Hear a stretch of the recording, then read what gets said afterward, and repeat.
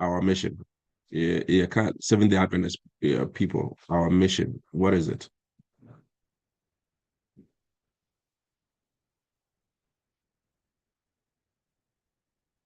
I see. So we are being live streamed into. You have to talk. What is our mission? So everybody here is a Seventh-day Adventist, and I say most of us are Seventh-day Adventists. Into what is our mission?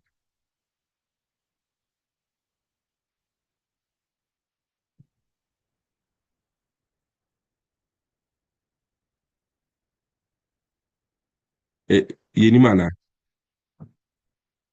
and I say you're all shy to say something. There's no wrong answer. Into Mr. Mo, your first interact with me. What is our mission? Seventh-day Adventists, you people know what is our mission?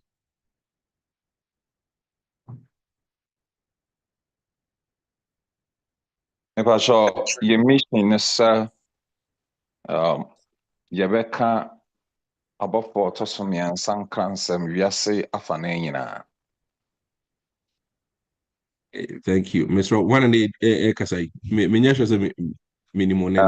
But your dinner, Augustine. Augustine. Okay, thank you so much, Augustine. And I should know the minimum one you bidding commander because but no, in all honesty, no, I want us to make sure that we understand what we are talking about, and then at the end we make sure that we know what everything is. Obis, my mentor, they are told or say to make disciples of Jesus Christ and proclaim the everlasting gospel of the three angels' message to all people in preparation for his soon return.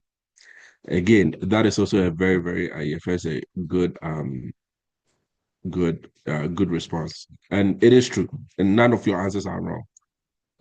I will go further and ask what makes you think, sir, you are in the right church? And this is what I mean. To see how you were, there are many, many other churches around. And to, what makes you so sure, say, being a Seventh-day Adventist is true. Pastor being a how do you know? Say that is this is the right church for you to be in.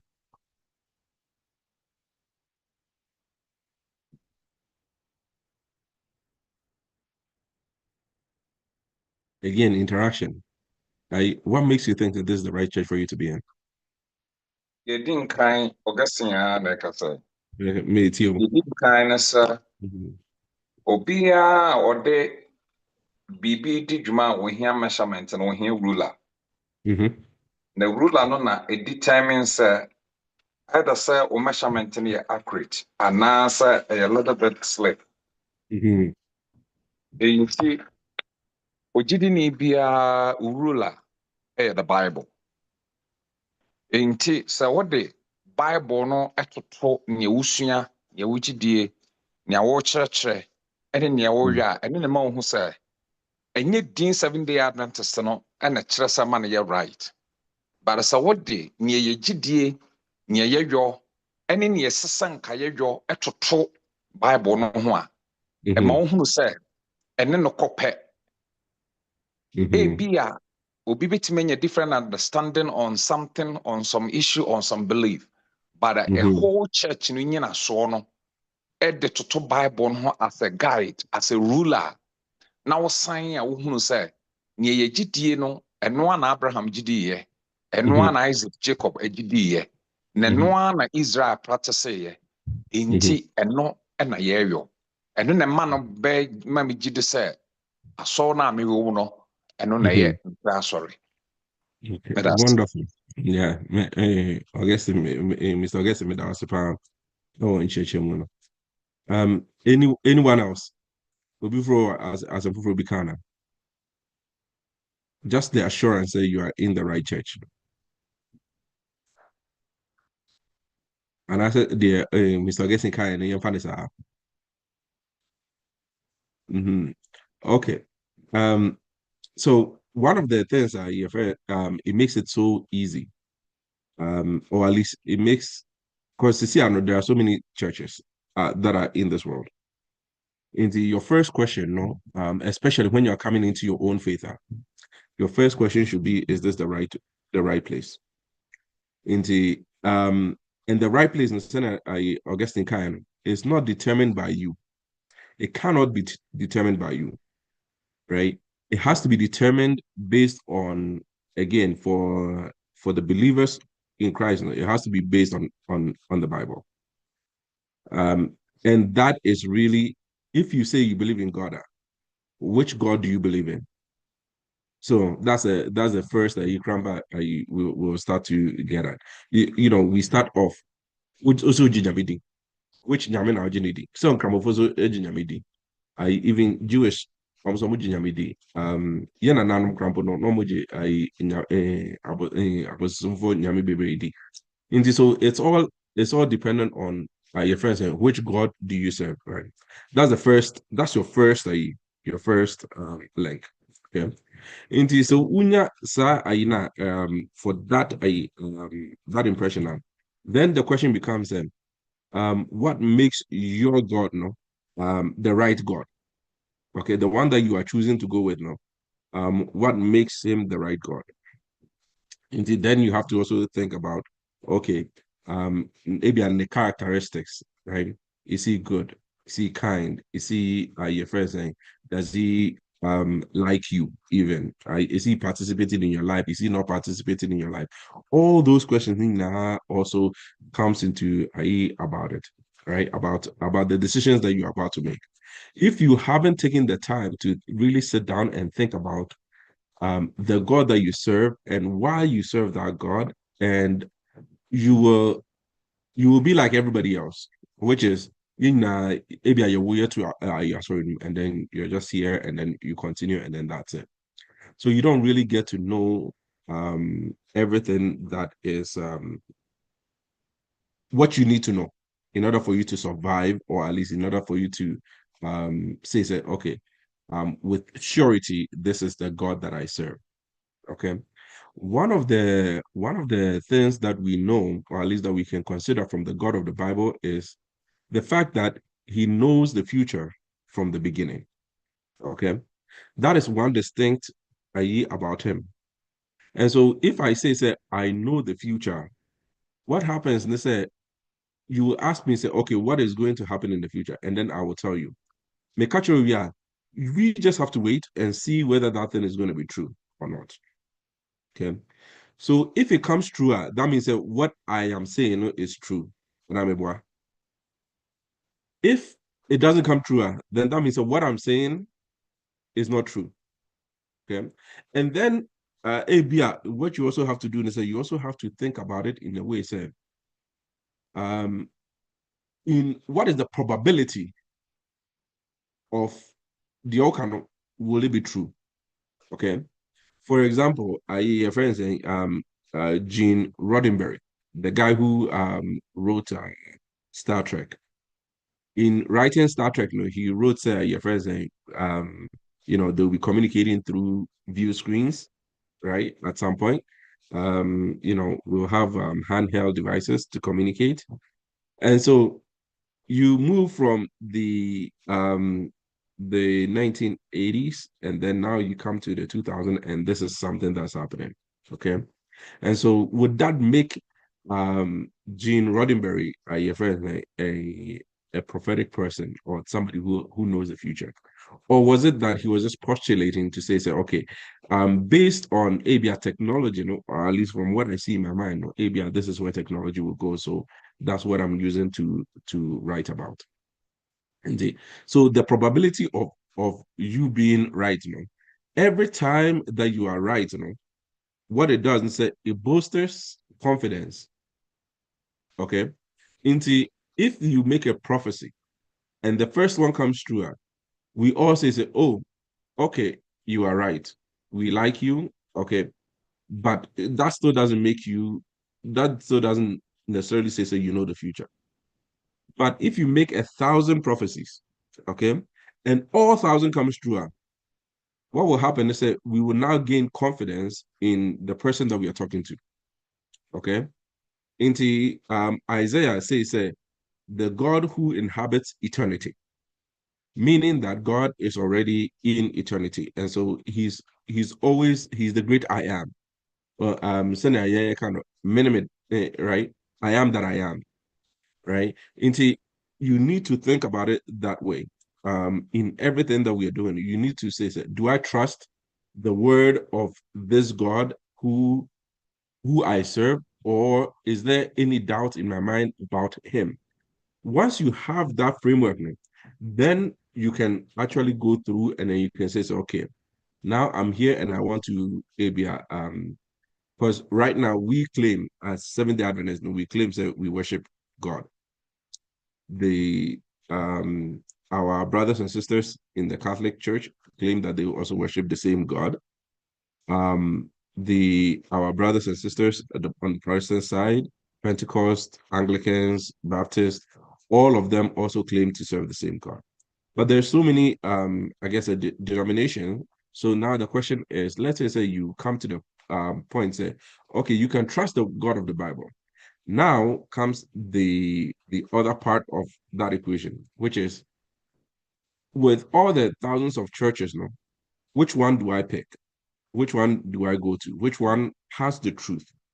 Okay, or at least which one is the most likely to have what the God that I serve is talking about.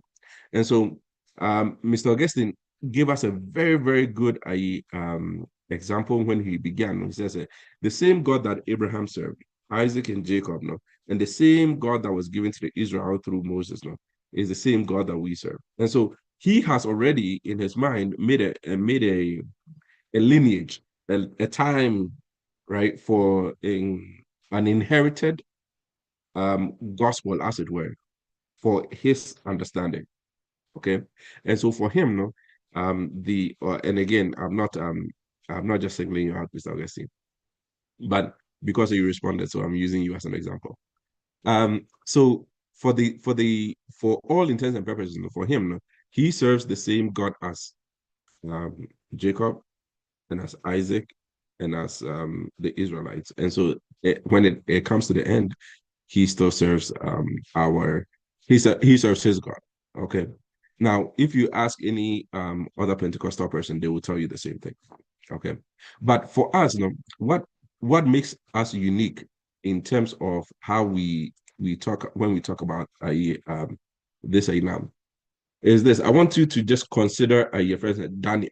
So we will look at the Daniel and basically Revelation, and then we will come back to our mission, right? Because you need to know why you are so important and why your mission is so important. Okay. And if we look at just the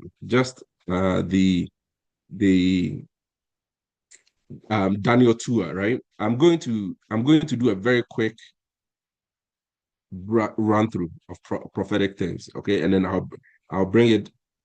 We'll do a very big, and then I'll bring it even closer so that you know which God you serve, or at least that you're in the right place.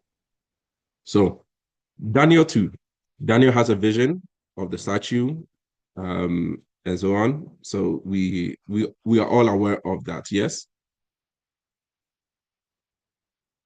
the head of gold. Do we remember that story? Somebody just give me a thumbs up or a yes so that I know I can move on a little bit quicker. Do we know that story? Daniel 2?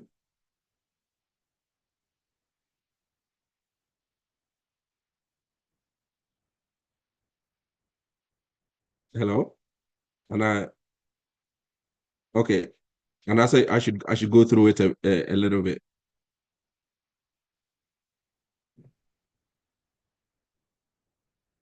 Hey, we're a Bible study, Mr. Mo. You have to talk. Even if you can't talk, I put something in the chat so that I know say the people are listening. Thank you, Mr. Carter. Mm-hmm. Okay, so Daniel 2 basically talks about Nebuchadnezzar's dream. Okay, he's a king of Babylon. He takes the children of Israel. He goes there and he's doing that. So Daniel 2 gives us basically a framework of the succession of kingdoms, okay, that are to come. Okay, And then in Daniel 7, it goes even and explains a little bit more, right? So the kingdoms that were to come, the first one, obviously being the head of gold, was Babylon, right? And so you have Babylon, which is around 605 BC, and then you got the Persian kingdom. Really, is the Medes and the Persians, represented by the ram, and the ram having uh, what do you call it? Having the ram just having two horns, right? So you have that, and then you have the he goat, which is Alexander the Great, coming with that horn, notable horn. And then you got basically the legs of iron, which is pagan Rome. And then you have 508, you have the papacy rising, okay? The papacy rising, and then 538, now he has what you call the civil authority, right? Meaning that first he starts off as a spiritual entity, and then he gets the state to give him power. And so around 538. And then there's a long period, and then from there you go to 1798, where Daniel refers to that as the time of the end, and then of course the judgment, and then of course the final crisis, as it were. Okay, in trouble such as we haven't seen, and then Jesus comes. Okay, so this is basically just like the timeline. Okay, now the good thing about this timeline is that this has already been prophesied by Daniel. Okay, so you go through Daniel 2, Daniel 7, 8, 9, 10, 11, and 12, right? So you have this picture of this going on, okay? So now the longest prophecy that's in the Bible is this right here, which is the 2300 days, okay? So the 2300 days. And in that arc, or in that 2300 days, we have also the 1260 days prophecy. We have the 1290 in Daniel 12.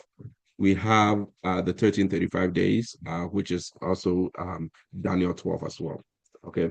So these are very, very long prophecies, right? Now, sorry. So now you have the period of that 2300 days prophecy going from 457 BC to 1844.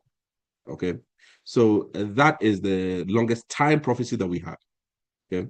This prophecy does not include the second coming, in that no man knows the hour or the day that Christ is going to come. So after 1844, there is no more time prophecy. So if somebody says, "Oh, Jesus is coming tomorrow," or "Jesus is coming 2027 May," yeah, we know we don't have to put any trust in them, because that doesn't make any sense. Okay. Now there is that from 538 to 1798. That is where the papal supremacy rules. Okay. So when we talk about the Dark Ages, this is really where we are talking about. Okay. So this is what we are talking about in terms of that period. Now 508, you can understand that these two actually ends on the same day. Okay.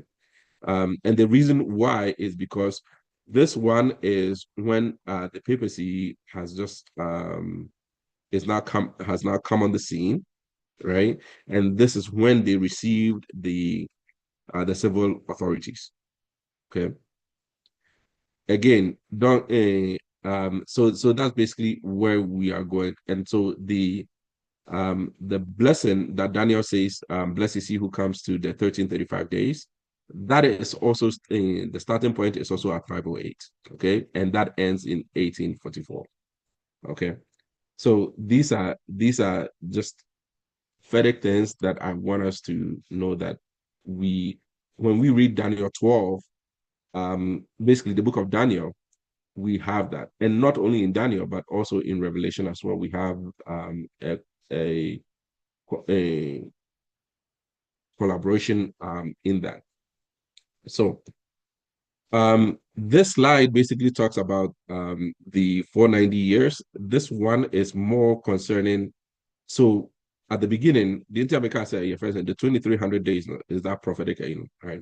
So what happens is if you start at 457 when King Artaxerxes gives a decree to go and rebuild Jerusalem. When you do that, in the 490 in the 490 years, which is said in Daniel 9, it will come to 27 AD and 34 AD. Basically, that's the 400, which Daniel says is being cut off for your people. Now, the reason why I bring this slide up is because we need to understand that the decree was given. Daniel is writing in his time. A decree is given, and in that prophecy that God is giving Daniel, in that prophecy, we see the baptism of Jesus Christ come to fruition. We see his crucifixion come to fruition, and then we see the gospel going to the Gentiles come to fruition.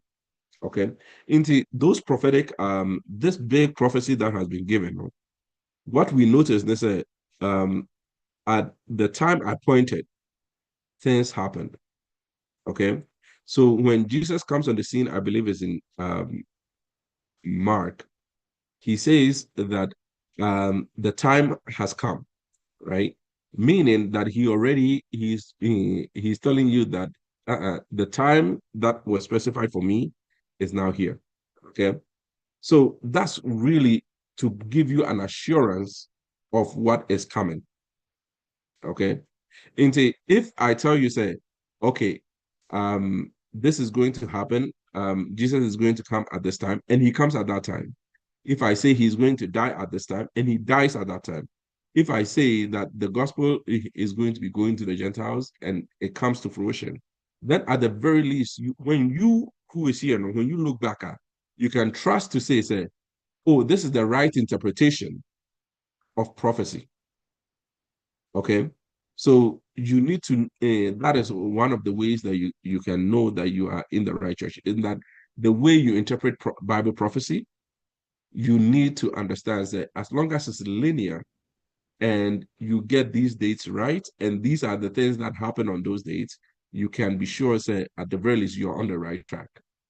Okay, now we are still talking when this is really a prophetic study about your mission. Into please forgive me for all these dates and I'm doing here.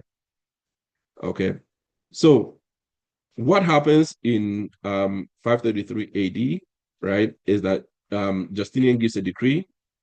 Bishop of Rome is basically the universal head of the church, but really the power is given to them at 538. Okay, and so from 538 now you have times and a time and half a time, which is the 1260 years. Now, and that ends in 1798. This is when General Berthier invades Rome. Pope Pius is arrested, and basically that ends the paper. The deadly wound is given to the papacy, which is basically what Revelation 12 talks about. Okay, are we all together so far? And I said there's too much numbers and too much going on. By the way, I will send this slides to Elder James so that he can circulate it if you guys need it. Okay. Now, here is where it gets interesting for you and me. Okay. We are expecting the time of the end. Okay. So for when we talk about the 1260 years now, we are talking about the time of the end. So I am going to spend just a little bit of time here so that we understand what we are talking about here. Okay. I'm going to need somebody to read for me. Into Daniel 12 and verse 4. Daniel 12 and verse 4. Mr. Are you friends will be on the Bible?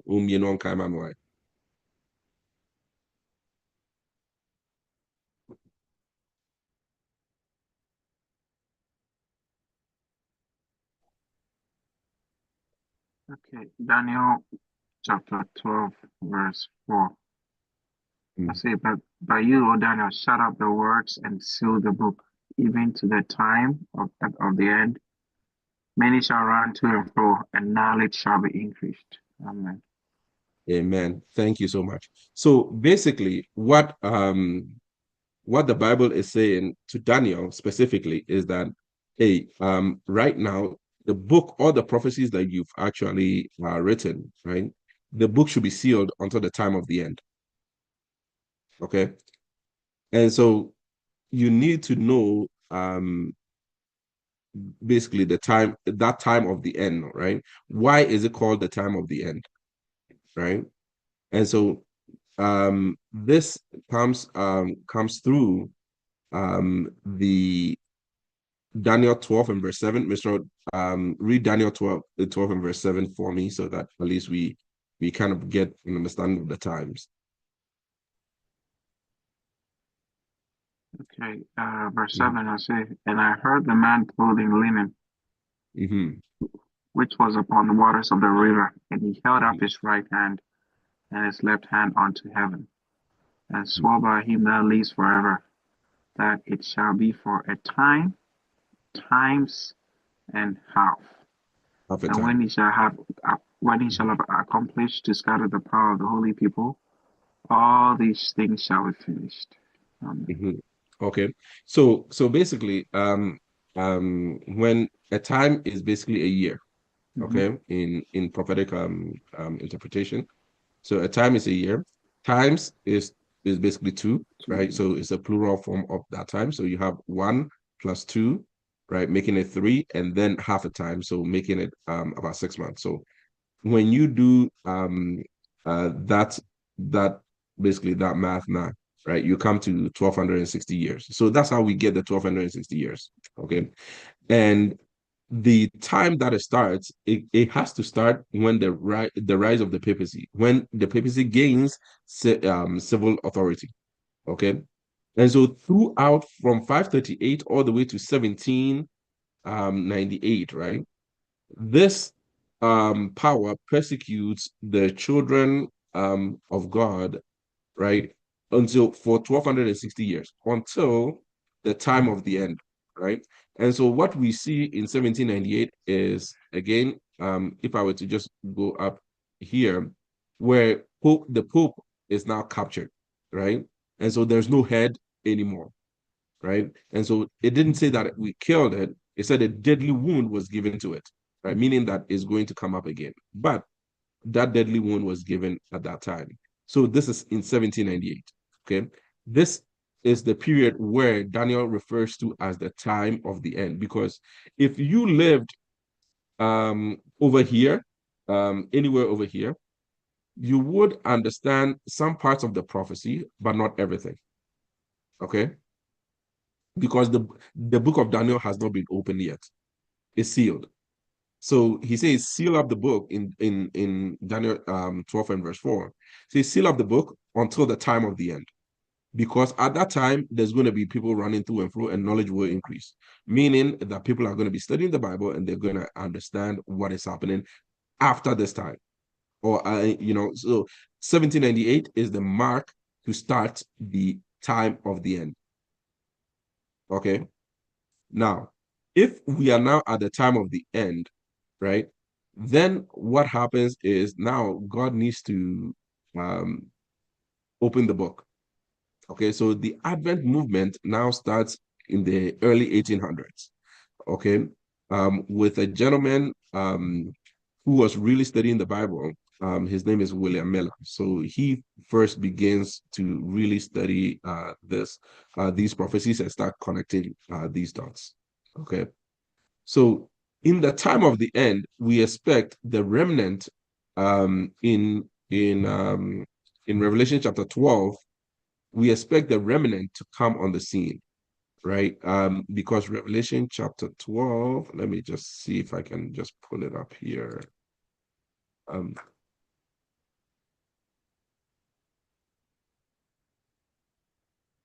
Sorry, give me one moment here.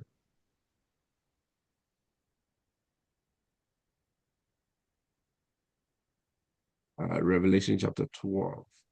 Okay, let me see. Okay, here. Sorry, my computer's just running a little bit slow here. And I just want to make sure that we have the right passage here. Okay. So Revelation chapter 12 and verse 17, we read, and the dragon was wroth with the woman, meaning the church, and went to make war with the remnant, or at least the people who are left over for seed, which keep the commandments of God and have the testimony of Jesus. Okay. So these are the at least two criteria that we know that the remnant should have. Okay. They have to keep the commandments of God and have the testimony of Jesus Christ. Okay. So if nothing else, you know that when whoever comes out here, right, you can tell them by two things: them having the commandments of God and the testimony of Jesus. Okay. It doesn't matter who you are. It doesn't matter what church you go to. The question that you should be asking is that, do you keep the commandments of God? And do you have the testimony of Jesus? Okay. And so you have to, that's something that you have to just come to understand. So in the time of the end, when they are studying these scriptures, this is when this church is should be arising. Okay. So it doesn't, the church cannot be before this. Okay. And the church has to arrive after the time of the end. And so if you notice in the 1800s, just right around the time that Adventism is also getting up, there are many churches. But before we go there, I'm just going to just go here. So basically what happened is William Miller did the study, and he on the 2300 days, knowing and came to the realization that it's ending. At first it was like the spring 1843, and then the spring of 1844, and finally they settled on the date based on the Jewish calendar, which brings the 2300 days, the end in the fall of October, October 22nd, 1844. Now, in Revelation chapter 10, okay, can somebody just open to Revelation chapter 10 for me, please? And we are going to read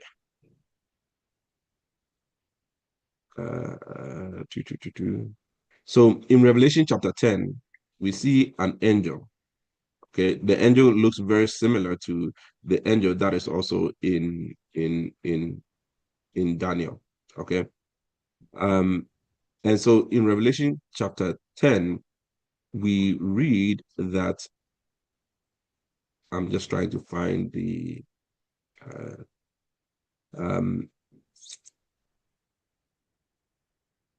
can somebody please read verse 5 to 7 for me, and then we'll just continue. Verse 5 to 7. Revelation 10:5. Mm-hmm.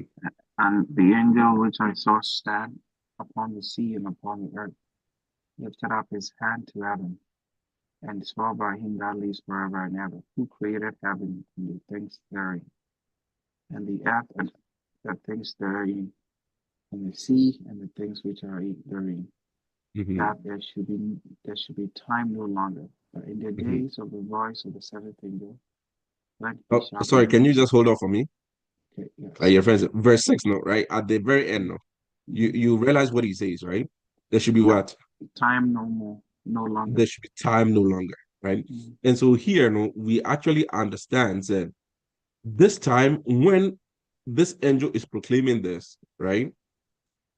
there is no more time, meaning that 2300 days is now done, right? Like you don't have any more prophetic timelines anymore because it's not regular time, because if that was the case, we would still not be here. Okay, but it's talking about prophetic time. Okay, so there's no more there should be time no longer. Please continue. Verse 7. But in the days of the voice of the seventh angel, when he shall begin to sound, the mystery of God shall be finished, and as he has declared to his servants, the Prophets. 8. Go ahead. And the voice which I heard from heaven spoke unto me again and said, Go and take the little book which is open in the hand of the angel which stands upon the sea and upon the earth. And I went unto the angel and said unto him, Give me the little book. And he said unto me, Take it and eat it up, and it shall make thy belly bitter, but it shall be in thy mouth sweet as honey. Thank you. Right. And so here you find what he's talking about is that, he takes the book and then he eats it. Mm-hmm. And so when he eats it now in his mouth, it tastes like honey. It is very, very sweet.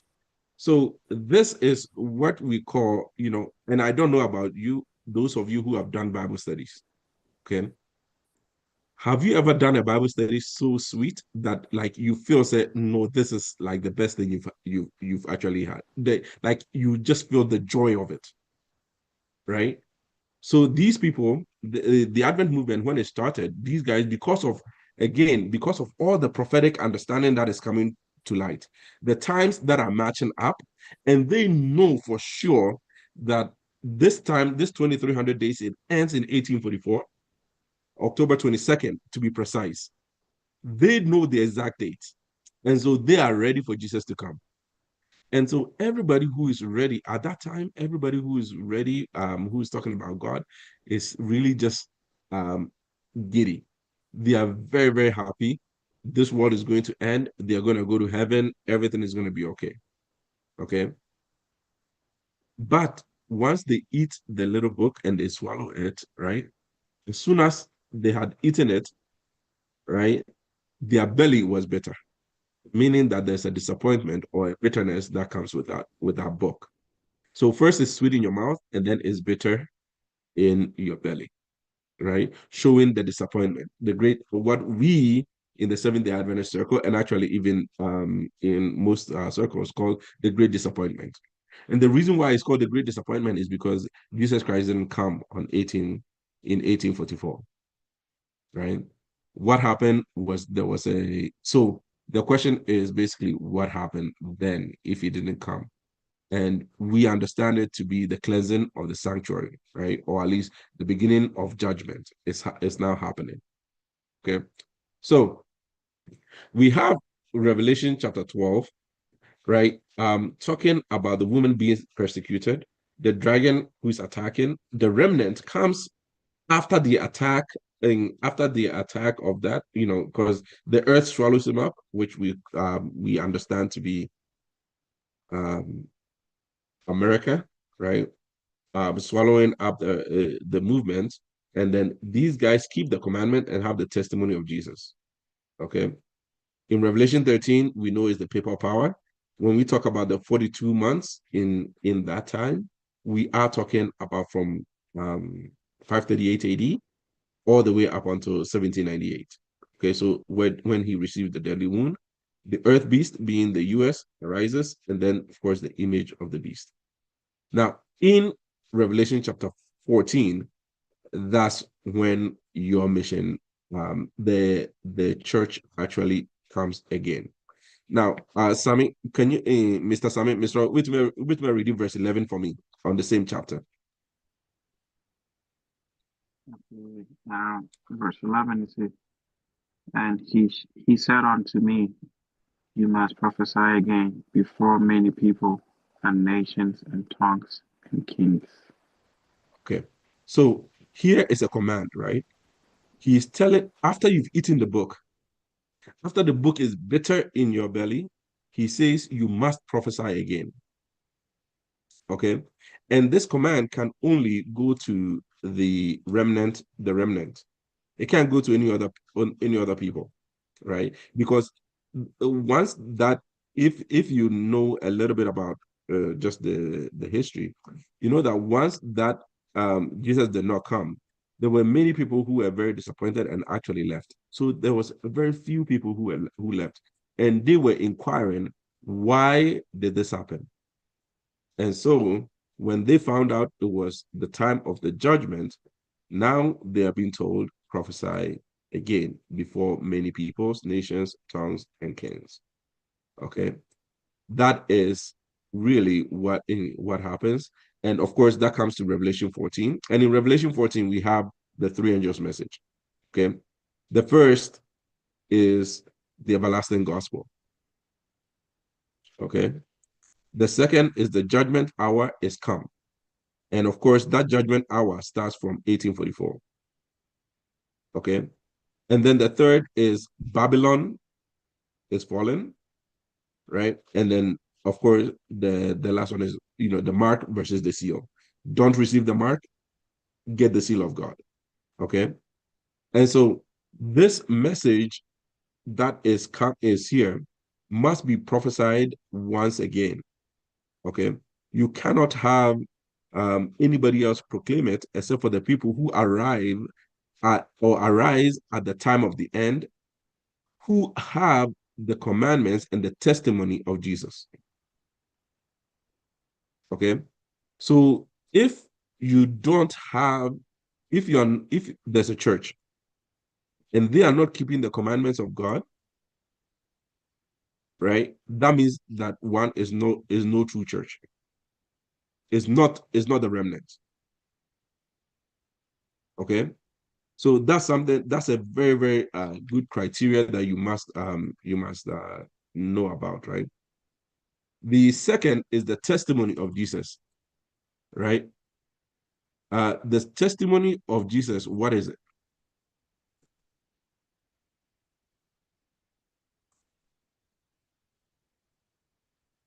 Mr. Mo, it's a question. What is the testimony of Jesus?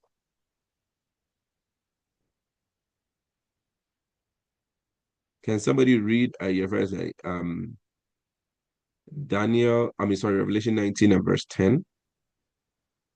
This is what makes Bible study sweet.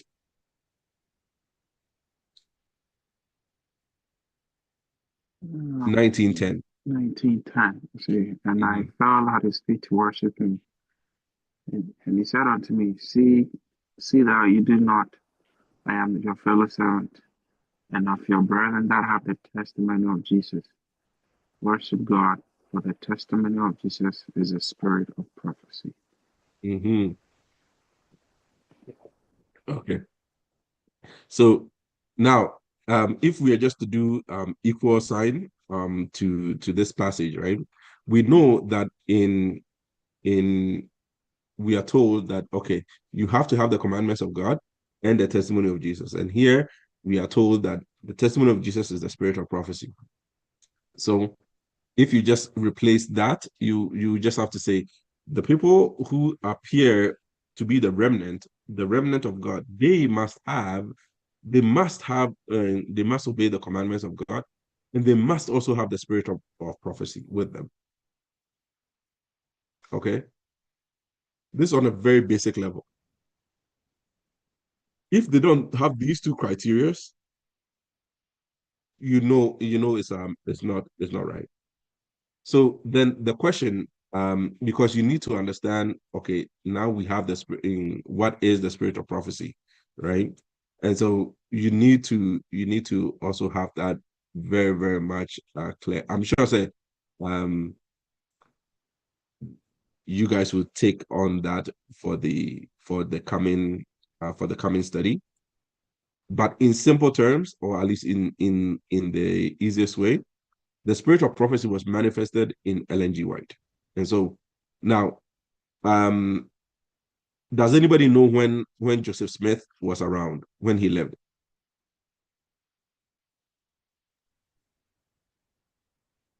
Does anybody know? The Joseph Smith, the Mormon prophet? Do you know when he lived? He was also just around the same time as Sister White. Okay, so you have to have the spirit of prophecy, right? So if we talk about the Mormon Church, I don't know if anybody has been to the Mormon Church. Have anybody, visited a Mormon church before? I remember I said years back, I went to go visit, when they come to your church and they're doing that study, right? And so I said, so, okay, I'll go with you guys. And I went there, and when I got there, the first thing that they said when I arrived, they were like, "Happy Sabbath," and this was on Sunday, so that blew my mind away. I was like, "Happy Sabbath? Why are they saying Happy Sabbath?" Right? They are saying Happy Sabbath. They are actually saying Happy Sabbath, and I was so giddy about that because I'm like, "Oh man, you guys, it's just the wrong guy. That's all. Just the wrong person that you're following. It's not even like." I was so blown just by that, right? But Joseph Smith, so if you just look at any church, so most of the churches we can disqualify them based on the commandments. Okay. If you disqualify the churches based on the commandments, you will clear out 99% of all the denominations of Christendom. You can clear them out just on that because they have to obey all 10 commandments. Okay.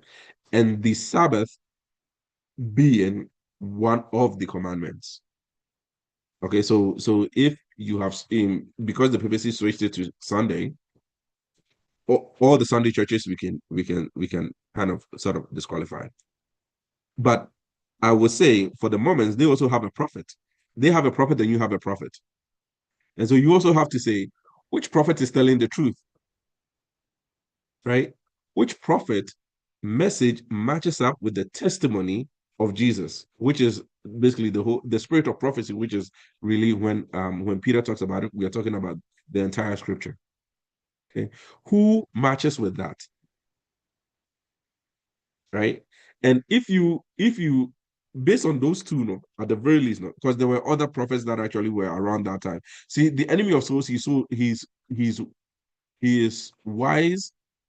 And so what he does is, in order to confuse people, he lets so many people, he just throws so many people in there. Okay. So there were lots of people calling themselves prophets. That's why people were still very skeptical and even still are over Ellen White and her ministry. Right. So without going into so much detail on that end, these are the characteristics of the church. The church that comes up at the time of the end must have they must have they must be commandment keeping, and they must have the testimony of Jesus, which is basically the spirit of prophecy. They must have those criteria. If they don't have that, it doesn't matter. You don't even have to consider them as part of the remnant, okay? Because that is not the remnant church. Okay, so now this time we are speaking concerning the church itself, right?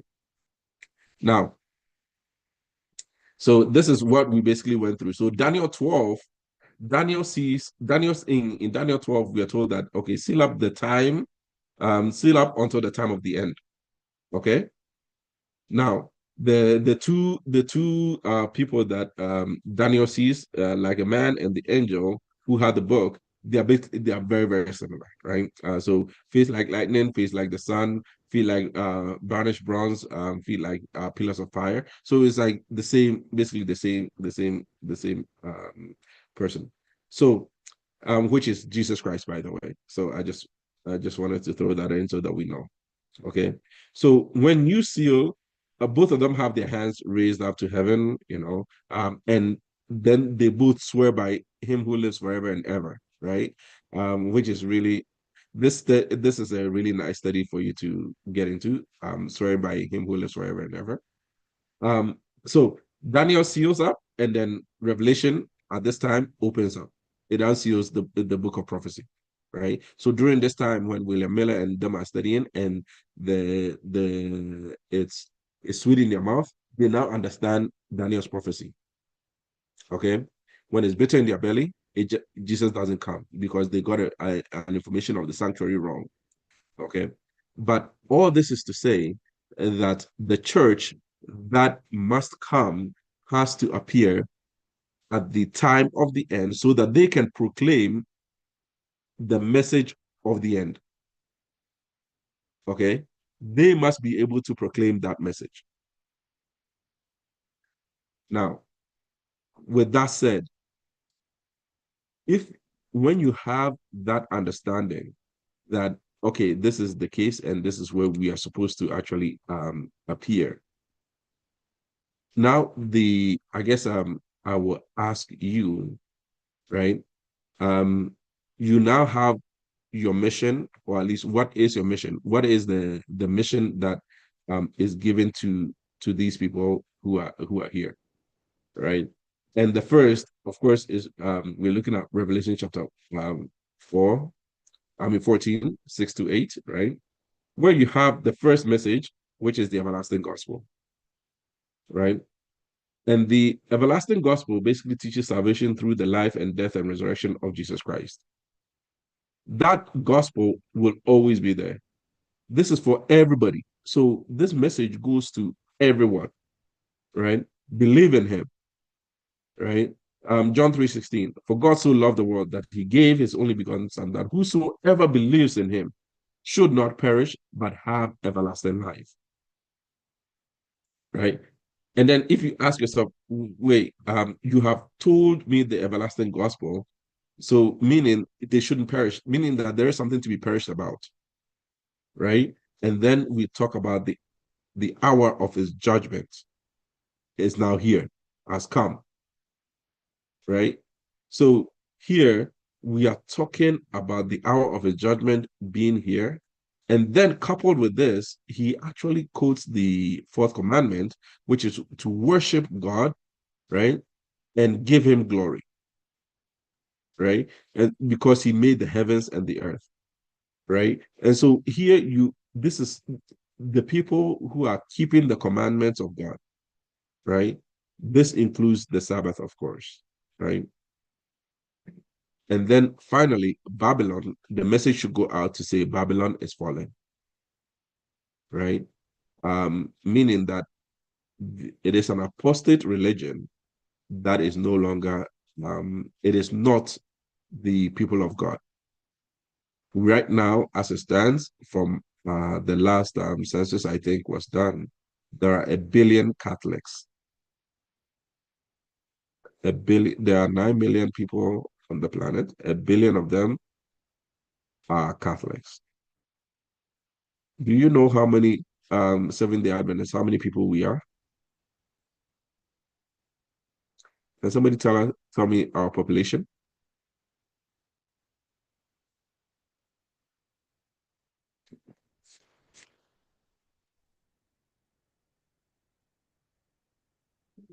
$200 million. How much? 200 million.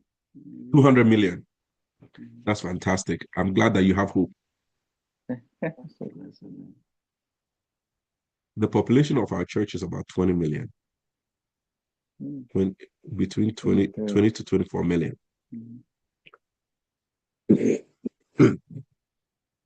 So, brothers and sisters, we have our work cut out for us. I think that right now, Ghana's population is about 30 million.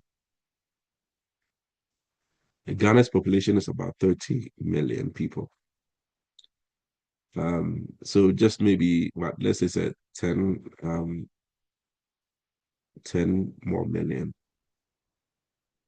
1 billion Catholics to the remnant, which is really a good thing. The remnant is about 20 million.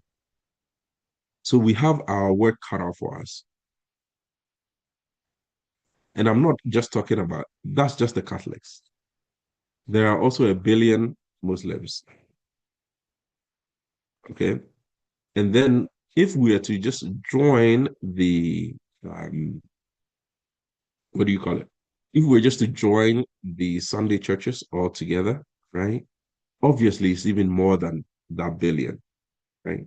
And then you have the Jews, and then you have the people from the Far East who are also there. So the message, the true message of the coming of Christ is held by a very few number.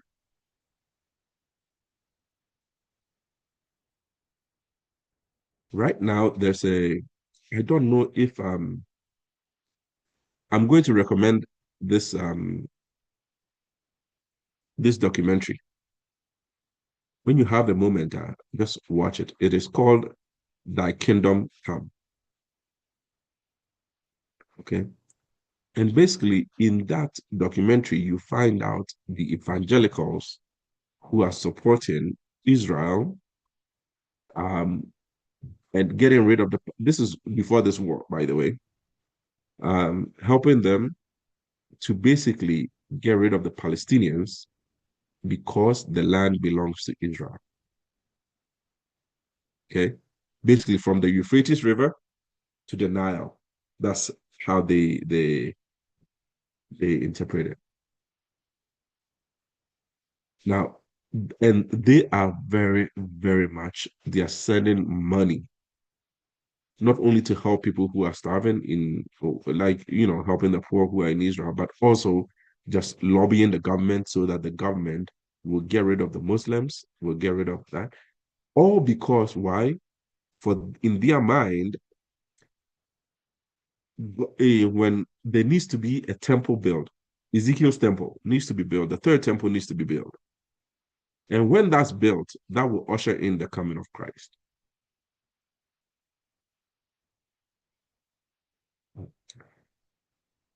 If you don't have this framework, okay, if you don't understand this timeline, it is easy for you to be confused with prophetic events. So we as Seventh-day Adventists, we are born out of a prophetic movement. We are born out of a prophetic movement. There should be no doubt in any of your minds to say that you are in the right church, because for you, you know that your church came out at the right time and has the right criteria to be the church, the remnant of God. This is no hyperbole. This is what the scripture says. I love what Augustine had said in the beginning, to say, he said, you know what? If we go with the Bible, what the Bible is saying, you will have no other choice but to end up as a Seventh-day Adventist.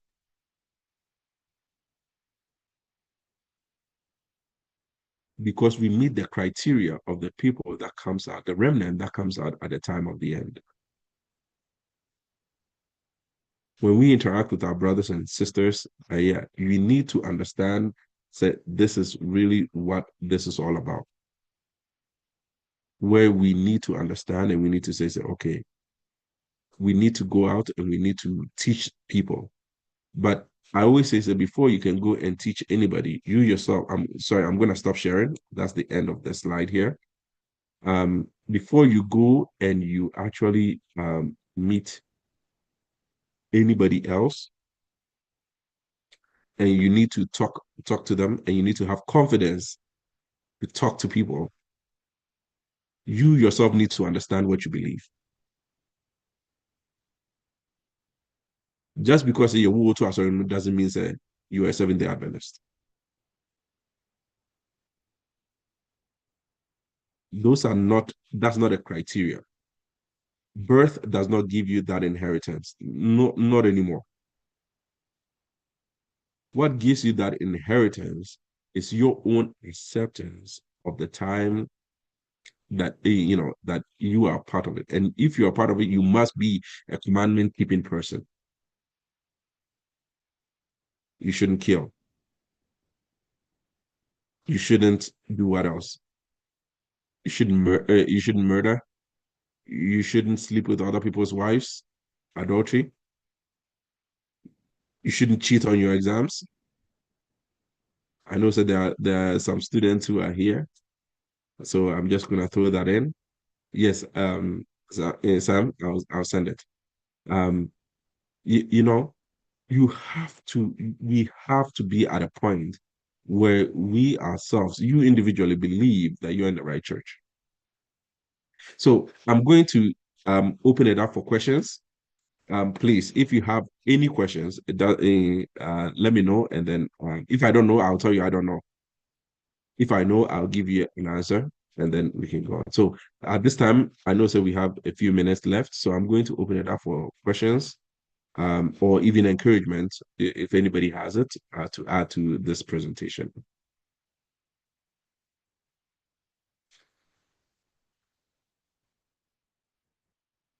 And I say you don't allow that. Uncle James, you don't allow questions? And I said, we allow it. Oh, we allowed it. Yeah, we allowed We it. allow. Okay. Inti, this is your time. Again, if you don't, there's no such thing as a stupid question. If you don't know, you ask, and we give you an answer. And I'm sure that there are many people here who have answers more than even myself, Inti. Please.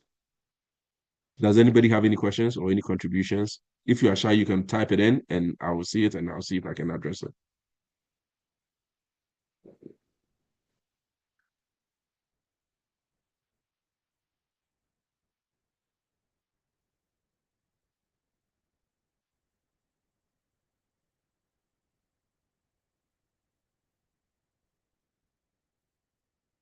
Can I I know I ask was. them? Yes, please go ahead. I know I was moving very fast, but go ahead. Evans.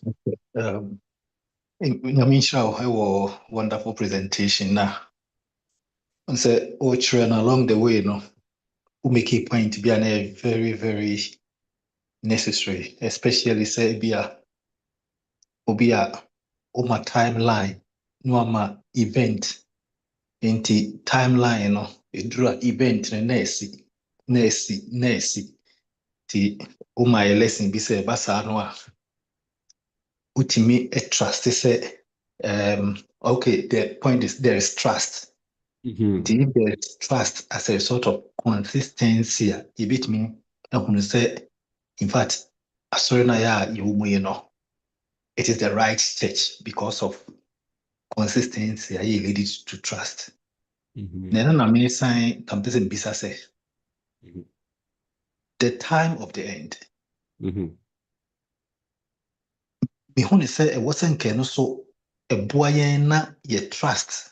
Ewo unyami mono. Can see a kesepa.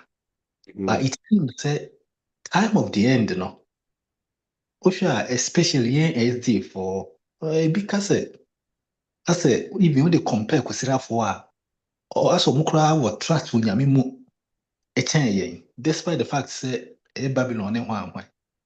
Inti adding na yen SD the time of the end. It seems say instead of saying a trust me because of consistency, but it appears say you trust nuclear coffin. I didn't try. I didn't baby.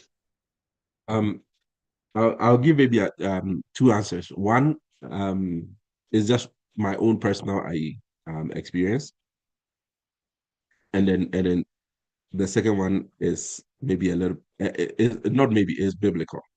Okay. So one, if you know something, right? Once you know it, if time elapsed for long enough, you tend to be lackadaisical about it. Yeah, I do maybe I know it, so okay. So, and just say be our own family. You just know it, and so life just keeps on going. That's why Jesus says that you know, at the end they'll be marrying and giving in marriage. They'll be eating and they'll be drinking. These are not bad things, but it's just life will just go on. Okay. From my experience, what I observed and said, because we know this is the time of the end. It comes to a point whereby we ourselves we forget. Okay, because it hasn't happened yet. Okay, now The other aspect in the biblical answer, which is true to what I'm saying, is that Revelation 3 also gives us an understanding. Said the Laodicean church, which is the last group of people, or the last church, the last section of the church, they have become lukewarm, meaning that they are just there, right? They know the truth, but they are not really using the truth, and they're just there. So what ends up happening is that now we don't have the drive, we don't get the drive to go and do anything, because we are taking the message for granted. That's why I was saying, say, I just gave you just some statistical numbers. Say, we are saying, and we understand from the scripture, say, the time of the end is really when we came out, which is prophetically, is a rising church. Prophetically, we should be there. We are there. If you study the Bible enough, you will know that it is the Seventh-day Adventist that come out at that time. But now, what has happened is, okay, yenimo now so ya try nyame nyamba me na now me mame any me so ya womi atum, and that's, but there are those who maybe when they are converted at first, they have the fire, it's so delicious, but then as they sit in it, they it becomes a lukewarm. The antidote to that is actually quite simple. And usually I'm very surprised that we are not all doing it. Which Christ says, you know what? I am at the door and I'm knocking. Right? If you invite me to come in and sit and eat with you, right, then you are going to be okay. Right? But most of us are still leaving Christ outside while he's still knocking. Right? And the other thing is, if we compare ourselves to our brothers and sisters who are your friends of the almost more your friends Sunday churches now, it is not that they not all of them have heard the message, right? Until we know that there are people of God spiritually who are also who are in there, who will come out in droves. And again, that also gives us some relaxation to say we are waiting for the angel of Revelation 18 to come so that they will come out. But really, no, we should really be doing more, right?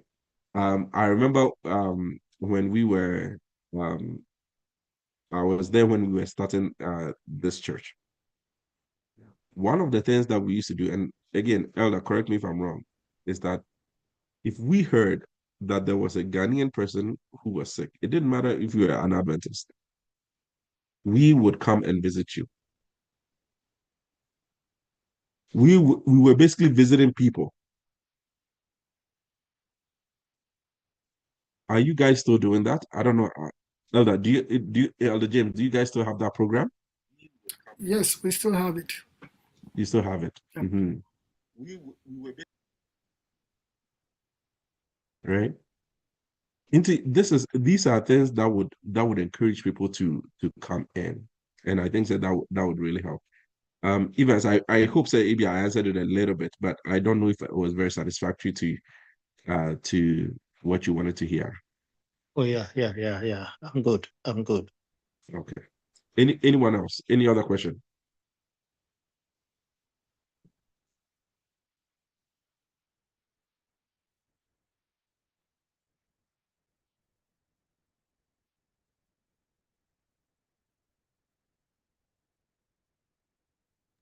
Okay, but he kakra bi a mede besan aboa ne say. In fact, I believe that one of the purposes of prophecies no yeah, the giver of the prophecies no say bit media want to no so ye pa say bit media want to nyame so ye pa. In fact, misusu say especially yɛne yɛtumi nya akwanya na yɛtumi kyerɛkyerɛ prophecies mu na itimi sua no sɛ ɛnyɛ the talk of our mouth sɛ wɔn sɛ ana yɛmu bi wɔ hɔnom a yɛ focus no wɔ the event na ebesi no nti wɔn sɛ ebetumi aka event no ho asɛm saa nti wɔn sɛ kane sɛ especially around 1990 mu ne ade a na nkurɔfoɔ yam hyehye wɔn na asɛ event no na wɔn soro but nka wahwɛ so a nka ɛwɔ sɛ deɛ ɔno no ɛma saa nkɔmhyɛ no ba mu no ɔna ɛwɔ sɛ nka yɛde emphasis no bɛsi ne so na nka yɛnya trust ɛwɔ ne mu yie nti mempɛ sɛ meka ne sɛ ɛyɛ a ɛhɔ no nso so no yɛntwe adwene nkɔ sɛ yɛde yɛbɛma yɛtiefoɔ no de wɔn ho bɛto nyame so yie nneɛma no bɛsisi wei bɛba but yɛnyɛ response no yɛ trust a yɛbɛnya wɔ nyame mu ɛbɛba deɛ nanso so menim sɛ onyame ɛbɛboa ma mmatumi agyina mu onyame ɛde me bɛtwa nti deɛ mepɛ sɛ meka ne sɛ yɛn nso so yɛtwe atiefoɔ no adwene si sɛ yɛde yɛn ho bɛto nyame so a ɛbɛboa ma prophecies no nokorɛ ne sɛ they will not only look at the event but they will look at sɛ yɛde yɛn ho to nyame so that's Amen. And again, I think that you are very right. One of the things that I've also observed again is that one, either we don't know or we are not sure of the prophecies that has already happened. Okay, so when we are not sure, usually we are very we doubt, right? We doubt that this is something I can say. Number two, like you just observed, we are not hearing that also, not only from we are not hearing that from the pulpit, those kind of things, because we have to wait say you're trying for evangelical series and sana we get to hear some of these things, right? Because sometimes repetition deepens impression. Into when these things are not on the top of our mind and not on the top of our talker, right? Then what happens is your friends we forget. All this is doing, there's a statement in early writings.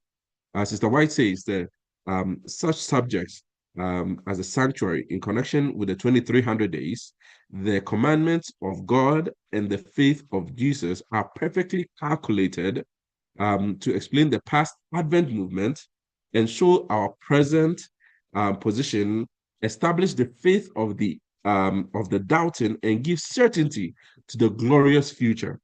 These, she says, I have seen were the principal subject on which the messengers should dwell. If these are the principal, then I argue, say, every pastor, every elder, if something is perfectly calculated, we should dwell on them more.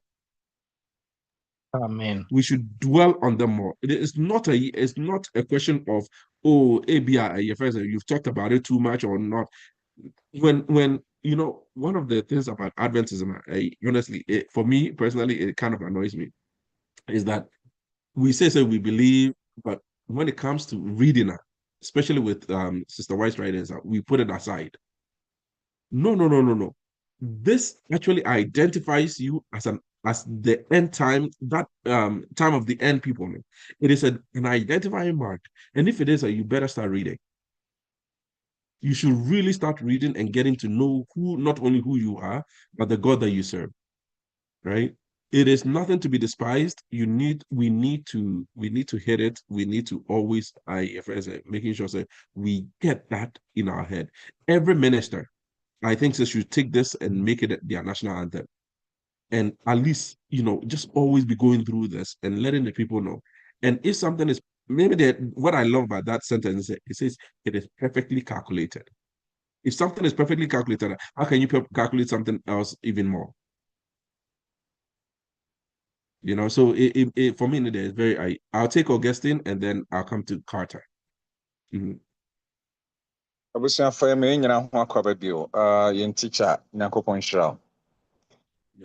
in fact, idea yesua ya idea eho hia nana as opening events can say a bear topic of the day e da ya no ni ade ade me nuanom begye de say enne Adventist Church akoduru baabi a sa wo kyerɛ prophecy kra wa asɔ dan mu a yɛbɛnya asɔfoɔ binom ne asɔmpanimfoɔ binom ɛtaage wo sɛ wohunu huna yɛn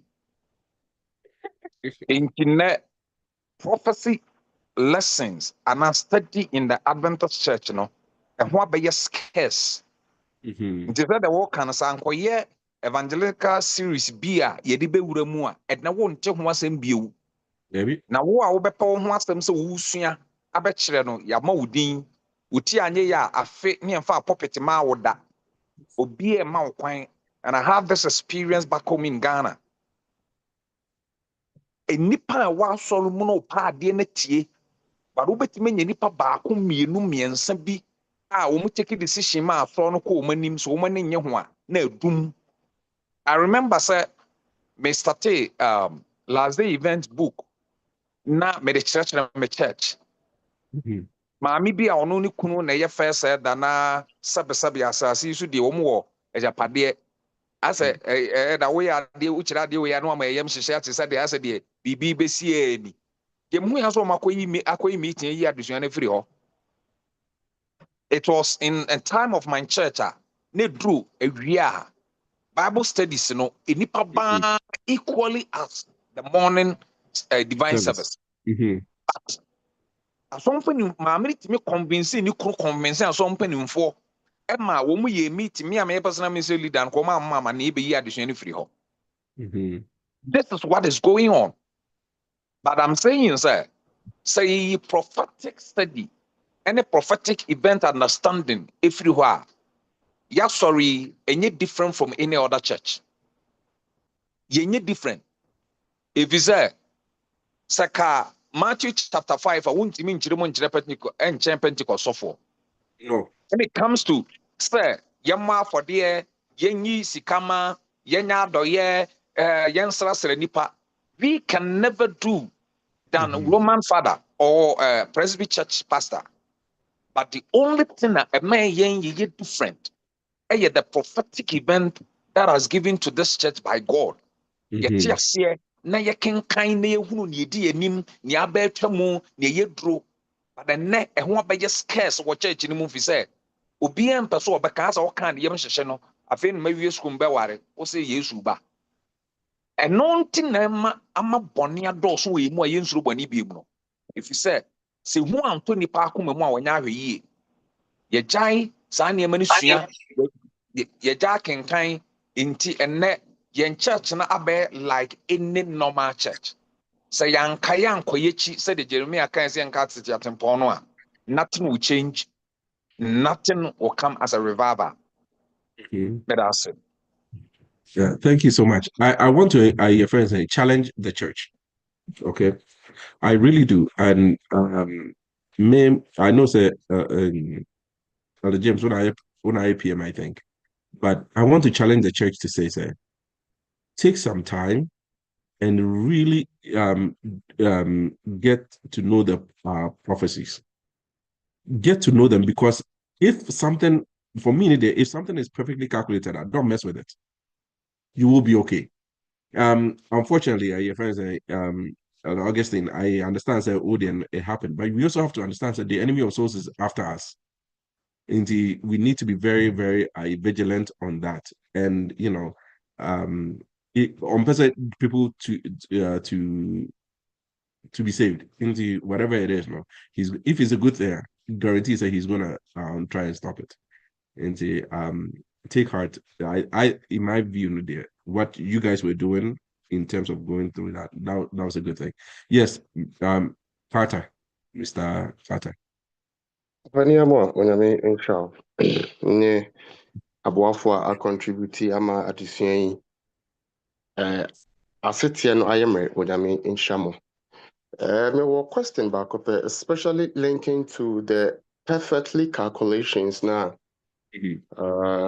As a twi adwin esiso no I know that me wo question back. What we say